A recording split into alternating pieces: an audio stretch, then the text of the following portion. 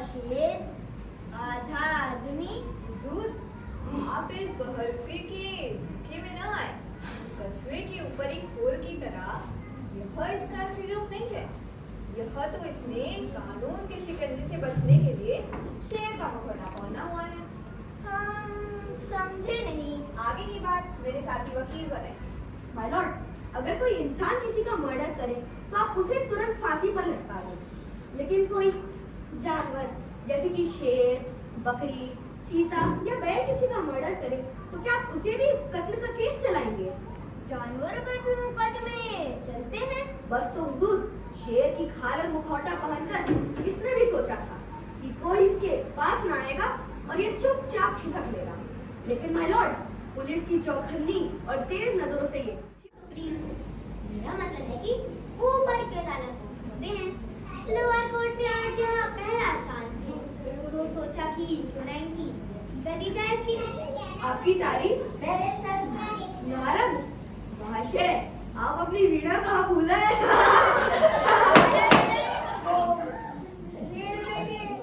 इसलिए लोग इन्हें ठीक कहते हैं।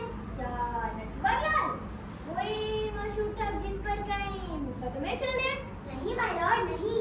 यह भक्तों के नटवर हैं, इसलिए लोग इन्हें कोई गलत ही नटवरलाल कहते हैं। ओ लाल है तो जरूर इसका पुत्र होगा। माय लॉर्ड, मुलजिम के अनेक नामों का होना यह जाहिर करता है कि वह अव्वल दर्जे का 420 है। यह काम करने का तो सारे डाकू और शैतान दावा करते हैं। खैर, तुमने पहले कितने कत्ल किए हैं? माय लॉर्ड, मुझे इस प्रश्न पर सख्त आपत्ति है। माय लॉर्ड, मैं अदालत को बताना चाहती हूँ कि यह मुलजिम का पहला खून नहीं है। इससे पहले भी यह कई मर्डर कर चुका है। मथुरा से प्राप्त की गई यह हिस्ट्री शीट के अनुसार यह वहाँ भी कृष्ण का जाली नाम रखकर कंस का मर्डर करके भाग आया है और यह झूठ है। पुलिस अरसे से इसकी तलाश में है। यह झूठ है माय लॉर्ड। तो इसके लिए इसमें रिपोर्ट करनी चाहिए थी। पुलिस अपने आप उससे निपटती रहती। कानून को अपने हाथ में लेकर सजा देने वाला यह कौन था? हुजूर, मैं इस पर कानून की मर्यादा को भंग करने का भी आरोप लगाती हूँ। कैसा घोर कलयुग आ गया है। नारायण नारायण। माय लॉर्ड, ज्यादा हो तो मैं कुछ गवाह पेश करूं जो इस मुकदमे पर रोशनी डालेगी और मुलजिम के करतूतों का पर्दाफाश भी करेगी। इजाजत है। हुजूर, मेरी सबसे पहली गवाह है मिस खप्पर।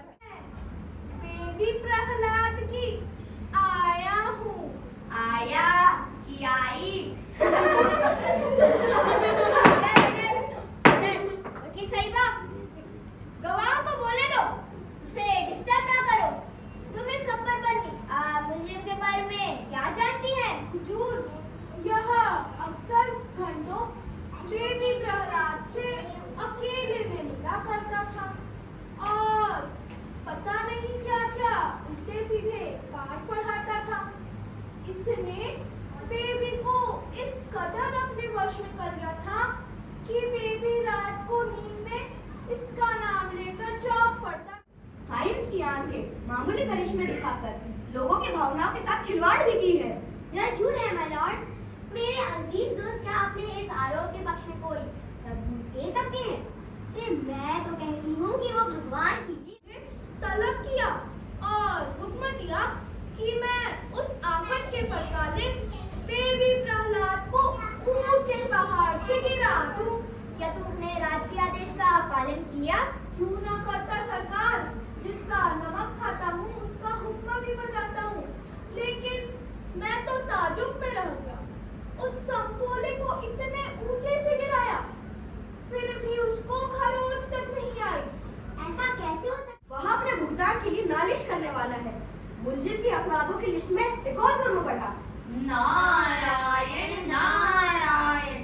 हमने इन सभी गवाहों के बयान सुने और यह साबित होता है कि मुलजिम पक्का षड्यंत्रकारी गिरोह बंद है, जिसके संगीन जुर्म यानी हिरण्यकश्यप के मर्डर केस का चश्मदीद का अभी तक पेश नहीं हुआ। माय लॉर्ड, इजाजत हो तो मैं साक्षी देवी को पेश करूं, जो इस मुकदमे का चश्मदीद गवाह है। इजाजत है, साक्षी देवी को हाजिर किया जाए। मिस्टर साक्षी देवी हाजिर हो।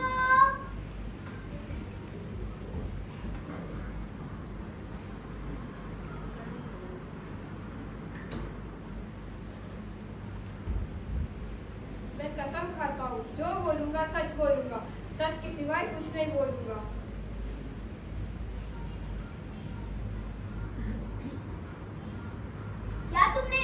क्या तुमने मुलजिम को मर्डर करते हुए अपने आंखों से देखा है? जी हुजूर, अब तक भी भयानक दृश्य जैसे मेरे आंखों के आगे घूम रहा हो। पूरा किस्सा सही सही बयान करो। हुजूर, मैंने देखा कि बेबी प्रहलाद खम्भे से बंध रहे थे और महाराज हाथ में लगी तलवार डाला।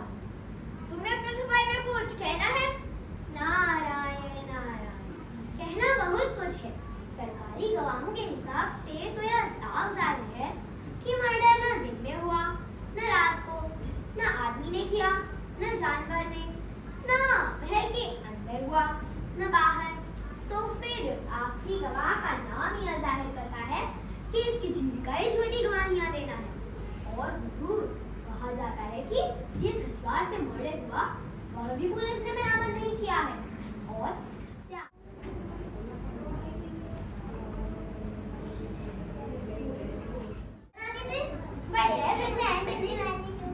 मेरे को भी कम डायलॉग ठीक था, से ज्यादा ले ली। हमारा तो अच्छा है, हम तो नहीं है। मुझे बनना था विष्णु, मैम ने मुझे नारायण नारायण करवा दिया।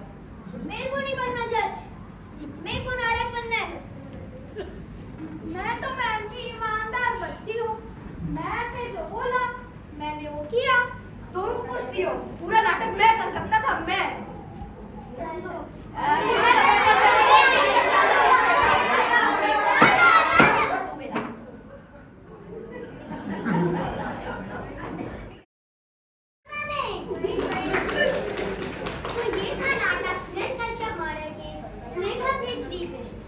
और अब मैं अपने साथी कलाकारों से अनुरोध करती हूँ कि वे आएं और अपना परिचय दें।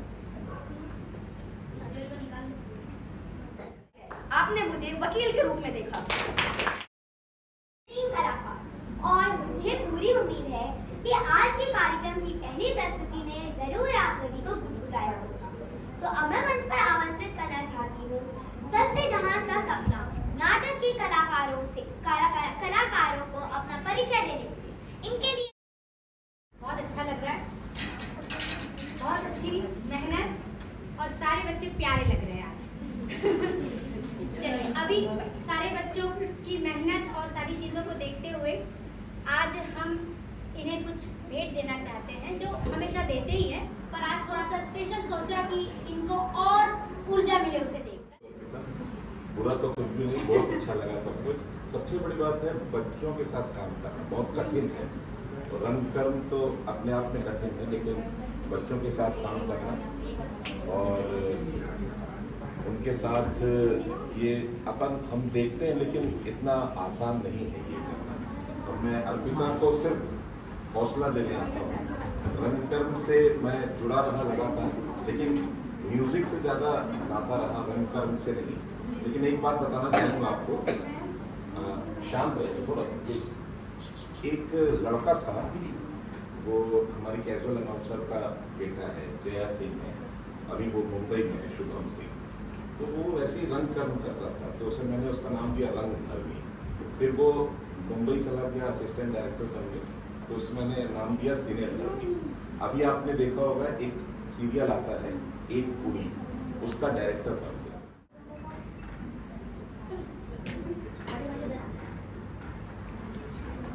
क्या आ जाओ, आ जाओ सनिया।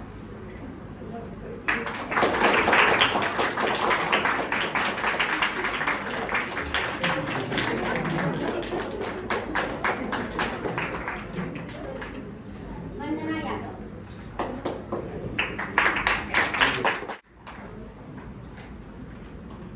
आ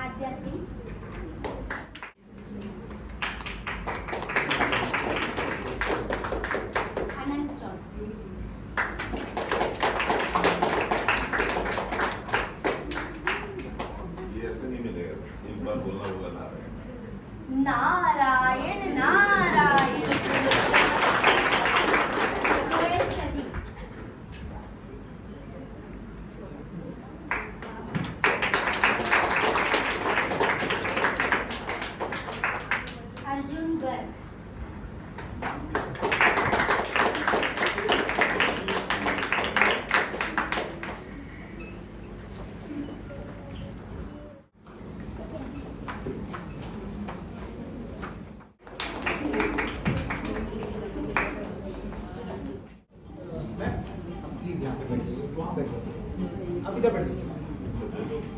हाँ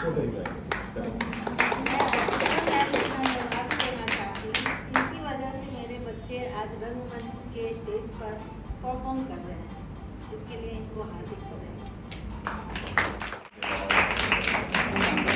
पूरी टीम को बहुत मीन्स इस डेडिकेशन और इस पेशेंस के लिए बहुत बहुत थैंक यू। एंड मेरा एक थॉट है, क्यों ना आप हम लोग के लिए भी मीन्स पेरेंट्स भी अगर करना चाहें तो मुझे नहीं लगेगा कि हम लोग भी आप ट्रेन करें प्लीज। एक नाटक हम भी करना चाहेंगे। मैं सच में बोल रही हूँ, मैं इनसे बहुत कुछ सीखती हूँ, आपसे भी सीखूंगी। आप बहुत अच्छा क्राफ्ट और बहुत सारी चीज़ों में इनकी महारत है, तो बिल्कुल मैम। और एक चीज़, ये जो 26 अप्रैल की डेट है, ये हमारे इन बच्चों के कारण ही हुई है, क्योंकि हमें कर जाना है, हमें नाटक करके जाना है, तो ये शायद अर्जुन की भी इच्छा थी, तो बहुत अच्छा लगा मैम, बिल्कुल जोड़ेंगे आप। Thank you. और तालियां भी उनका हक था, सबने तालियां भी बजाई। अगर कला संस्कृति से आपका लगाव रहता है तो आपके जीवन में भी ना वो कला संस्कृति दिखाई देती है। आप उसके पास जाते हैं, एक तरह से अध्यात्म का ये एक तरह से आध्यात्मिक नॉलेज और ध्यान का एक अच्छा केंद्र रहता है, और बच्चों के लिए इससे क्या रहता है कि उनकी उन्नति में सहायक रहता है। तो उनके लिए, मेरे लिए भी बहुत बड़े प्रोत्साहन वाले हैं। तो आज का ये सम्मान, ये कार्यक्रम अब हम थोड़ी देर में समाप्त करते हैं। आप लोगों को थोड़ा रुकना पड़ेगा, बस फोटो सेशन हम बच्चों के कर लेते हैं, क्योंकि फिर इस रूप में हमें वो कब दिखे। हाँ जी, और एक छोटी नन्ही हमारी विशिष्ट कलाकार है, उसे भी हम कुछ भेंट देना चाहते हैं। जब से आई मंच को संभाल रही। आइए अक्कू आइए, मुझे आना पड़ेगा आपको लेने। आइए, हाँ चलिए, मैं आपको दूँ सम्मान। ठीक सम्मान पर इसे लगाना पड़ेगा, हाँ ठीक है। ये भी एक आर्टिस्ट है तुम्हारे। जी जी, इधर आओ, इधर आओ, ये लीजिए। अक्कू हमारी सबसे अच्छी दर्शक, जो बहुत चंचल होने के बावजूद शांत रही, इसलिए आपको मिल रहा है, ठीक है। ओके, उसके हाथ में पूरे टाइम वीडियो देखते। Thank you. अच्छा बैठ जाओ, भैया के पास बैठ जाओ। भैया इधर है, भैया इधर है। चलो यहाँ देखेंगे एक बार, इधर देखेंगे।